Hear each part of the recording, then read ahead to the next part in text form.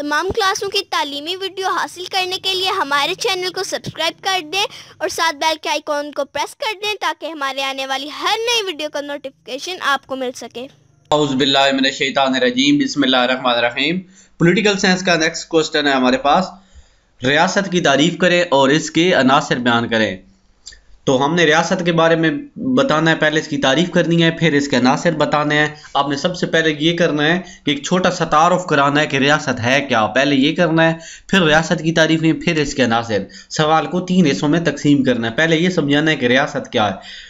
कदीम यूनानी मुफक्किरीन रियासत और शहर में कोई फ़र्क नहीं समझते थे, क्योंकि इस ज़माने में यूनान छोटी छोटी रियासतों में मुनक़सिम था। जो कदीम मुफक्किरीन थे वो शुरू ही यूनान से हुए थे और वो जो रियासत और शहर है उसमें फ़र्क नहीं समझते थे, बल्कि वो यूनान की छोटी छोटी रियासतों में मुनक़सिम थे, यानी कि उनमें तकसीम थे। इसलिए इनके सियासी जो नज़रियात हैं ना, उनमें जदीद इलाकाई रियासत का तस्वुर नहीं मिलता।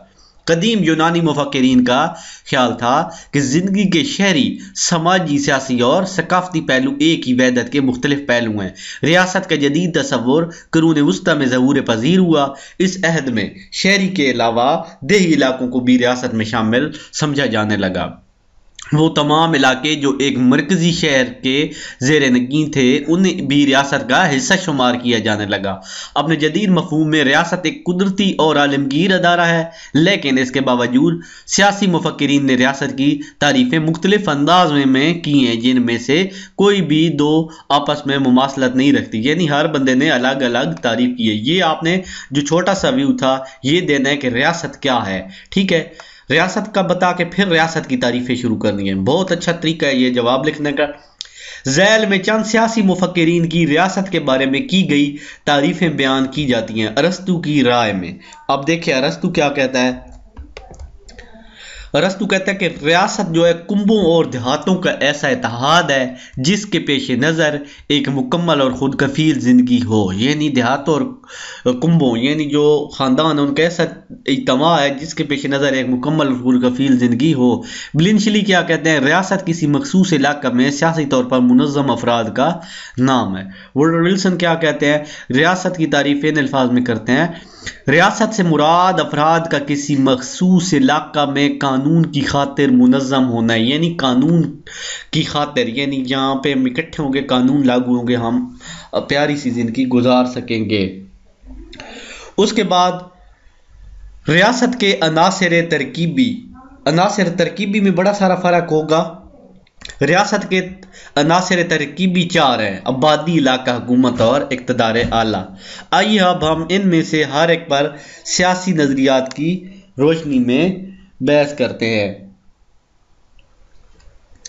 आबादी, पहली क्या चीज़ है, आबादी। रियासत के अनासर बताने किन किन चीज़ों से कौन कौन सी चीज़ें मिलके रियासत बनाती हैं, क्योंकि ये वो चीज़ें हैं जिनसे रियासत बनती है। तो हमने वो आबादी पहली चीज़ है, तो आबादी आपको पता है कि आबादी जब तक नहीं होगी रियासत नहीं बन सकेगी। आप खुद सोचें कि आबादी ना हो तो रियासत बन सकती है। तो रियासत चूँकि एक इंसानी अदारा है, इसलिए आबादी के बगैर इसके वजूद का तस्वुर भी नहीं किया जा सकता। रियासत की आबादी इन शहरियों पर मुश्तमिल होती है जिनके हकूक़ व फ़राइज़ कानून ने तस्लीम किए हो।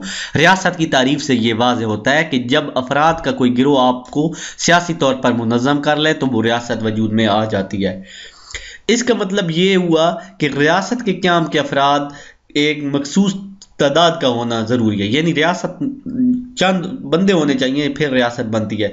लेकिन इसकी तादाद के तयन में मुफक्किरीन की आरा मुख्तलिफ हैं। ज़ैल में चंद सियासी मुफक्किरीन की तहरीर जो है पेश की जाती है। मशहूर यूनानी मुफक्किर अफलातून क्या कहता है, अगर एक रियासत 50-40 अफराद पर मुश्तमिल हो तो एक मिसाली रियासत कहला सकती है। अरस्तु इस बात का कायल है कि रियासत की आबादी ना बहुत ज़्यादा हो कि मुल्क की इंतजामात में दुश्वारियाँ पेश आन, ना इतनी कम हो कि हाकिम और महकूम में फ़र्क ही बाकी न रहे।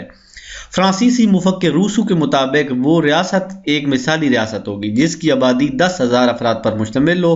रूसू महदूद आबादी के तस्वुरात की तायीद करता है। इसका ख्याल है कि महदूद आबादी का फ़ायदा ये है कि रियासत के ज़राए रियासत के अफराद की मुआशी तौर पर क्या करते हैं, کفالت آسانی سے کر سکیں گے اور افراد کی آزادی کو زیادہ تحفظ ہوگا۔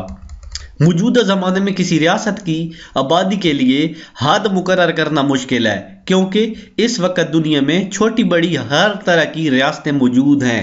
ایسی چھوٹی ریاستیں بھی ہیں جن کی آبادی چند ہزار پر مشتمل ہے، جبکہ ایسی ریاستیں بھی ہیں جن کی آبادی کروڑوں میں ہے۔ مثلا سانس مرینو ایک علاقہ ہے، ان کی آبادی میں 23,000 افراد شامل ہیں، جبکہ چین آبادی کے لحاظ سے دیکھیں 1 ارب 10 کروڑ افراد ہیں۔ یہ 1 ارب 10 کروڑ آج سے 10-15 سال پہلے کی آبادی ہے، آج کل 1 ارب 50 کروڑ سے بھی آبادی بڑھ چکی ہے۔ مختصر یہ ہے کہ ریاست کے لیے آبادی کی تعداد کا تعین نہیں کیے جا سکتے، اس لیے صرف ایک عمومی خیال ہی وضع کیا جاتا ہے کہ ریاست کی نہ تو تعداد کم ہونی چاہیے اور نہ ہی زیادہ، بلکہ ملکی وسائل کے مطابق ہونی چاہیے۔ علاقہ، ٹیریٹری، ایک ریاست کے لیے دوسری کیا چیز ہونی چاہیے؟ پہلی تو آبادی، دوسری علاقہ۔ ایک ریاست کے لیے ایک مخصوص علاقے کی بھی ضرورت ہوتی ہے۔ ایک خانہ بدوش قبیلہ سیاسی طور پر خواہ کتنا ہی منظم کیوں نہ ہو، لیکن مستقل علاقہ نہ ہونے کے باعث ریاست قائم نہیں کر سکتا۔ یعنی خانہ بدوش جو کبھی ادھر جھونپڑی لگا لی، کبھی ادھر لگا دی، کبھی ادھر، اگر وہ کتنی سیاسی طور پر منظم کیوں نہ ہو لیکن ان کے پاس اپنا علاقہ نہ ہو تو وہ ریاست نہیں کہلا سکتے۔ اگر وہ سیاسی طور پر منظم کسی مخصوص علاقہ میں آباد ہو جائے تو ایک ریاست وجود میں آ جاتی ہے۔ اس بات کو سمجھنے کے لیے اسرائیلی ریاست کے قبائل کے قیام کی مثال پیش کی جا سکتی ہے۔ 1948 سے پہلے یہودی ساری دنیا میں بکھرے ہوئے تھے، لیکن جب وہ فلسطین کے علاقے میں آ کر مستقل طور پر آباد ہوئے تو اسرائیلی ریاست دنیا کے نقشے پر نمودار ہوئی۔ ایک ریاست کی حدود میں نہ صرف زمین ہوتی ہے بلکہ اس میں موجود جھیلیں، دریا، سمندر، پہاڑی تمام قدرتی وسائل بھی ہوتے ہیں۔ اس کے ساتھ ساتھ ہوائی علاقہ بھی شامل ہوتا ہے، یعنی اوپر آسمان بھی شامل ہوتا ہے، چاروں پانچوں سائڈ، اوپر نیچے دائیں بائیں ارد گرد، جس پر ریاست کا مکمل اختیار ہوتا ہے۔ اس کی مرضی کے خلاف کسی دوسری ریاست کے جہازوں کا اس کی فضائی حدود میں داخلہ بین الاقوامی قانون کے مطابق غیر قانونی ہے، یعنی کوئی بندہ آپ کی اوپر جو ہوا ہے اس سے جہاز نہیں گزار سکتا۔ جس طرح آبادی کا تعین ممکن نہیں، بالکل اسی طرح علاقے کے معاملے میں بھی رقبے کا تعین نہیں کیا جا سکتا۔ اس وقت دنیا میں چھوٹی بڑی ہر طرح کی ریاستیں موجود ہیں۔ موناکو جیسی 2.5 مربع میل کے رقبے پر مشتمل ریاست بھی ہے، یعنی موناکو ایک ریاست ہے، 2.5 مربع میل اس کا رقبہ ہے۔ روس جیسی بڑی ریاست بھی موجود ہے جس کی حد 87 لاکھ مربع میل تک پھیلی ہوئی ہے، لہذا ریاست کے رقبہ کے لیے کوئی خاص معیار مقرر نہیں ہے۔ حکومت، ریاست کا تیسرا ترکیبی عنصر جو ہے حکومت ہے۔ یہ ریاست کا وہ اہم ادارہ ہے جو ریاست کے اعلیٰ اختیارات کا سوال کرتا ہے۔ حکومت کے ذریعے ریاست اپنے احکامات جبری طور پر منوا سکتی ہے۔ حکومت چند افراد پر مشتمل ہوتی ہے۔ اس کے 3 بڑے شعبے ہیں۔ مقننہ ہے جو قانون بناتی ہے لوگوں کے لیے، اس کے بعد انتظامیہ ہے جو قوانین وضع کرتی ہے جیسے پولیس، فوج وغیرہ، لوگوں کو سزا دیتے ہیں جو قانون کی خلاف ورزی کرتا ہے۔ عدلیہ ہے، پھر عدالت ہے، انصاف کرتی ہے، قوانین کی تشریح کرتی ہے، قوانین کا بتاتی ہے اور فیصلے کرتی ہے۔ چوتھی چیز کیا ہے؟ ایک آبادی علاقہ، پھر اقتدار اعلیٰ ہے۔ اقتدار اعلیٰ ریاست کا ایک بہت ہی اہم ترکیبی عنصر ہے۔ اس سے مراد ریاست کی حکمیت یا مکمل خود مختاری ہے جس سے ایک مخصوص علاقے کے اندر فوقیت حاصل ہوتی ہے۔ اقتدار اعلیٰ کے 2 پہلو ہیں۔ داخلی اقتدار اعلیٰ، ریاست کے داخلی اقتدار اعلیٰ سے مراد ایک مخصوص علاقے کے اندر ریاست کی مکمل خود مختاری ہے۔ اس میں ریاست کی حدود کے اندر تمام افراد اور انجمنوں کو ریاست کی حکمیت کے آگے سر تسلیم خم کرنا پڑتا ہے۔ خارجی اقتدار اعلیٰ، اس سے مراد یہ ہے کہ ریاست بین الاقوامی سطح پر ہر طرح کے بیرونی اثرات سے آزاد ہیں اور کسی بیرونی طاقت کے آگے سر نہیں جھکاتی۔ خارجی اقتدار اعلیٰ کی حامل ریاستیں اپنی خارجہ پالیسی اپنی مرضی سے تشکیل دیتی ہیں۔ اقتدار اعلیٰ کے قدیم اور جدید تصور میں کافی فرق ہے۔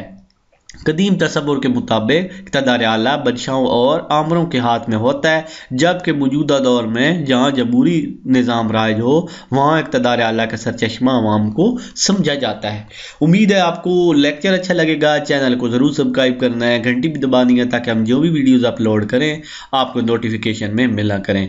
تو بہت ہی اچھی طرح میں نے وضاحت بھی کر دی ہے ساتھ کہ ریاست کے 4 عناصر ہیں: علاقہ، آبادی، حکومت، اقتدار اعلیٰ۔ تو آپ کو سمجھ آ گیا ہوگا۔ انشاءاللہ نیکسٹ ویڈیو میں اگلا لیکچر، تب کے لیے اللہ حافظ۔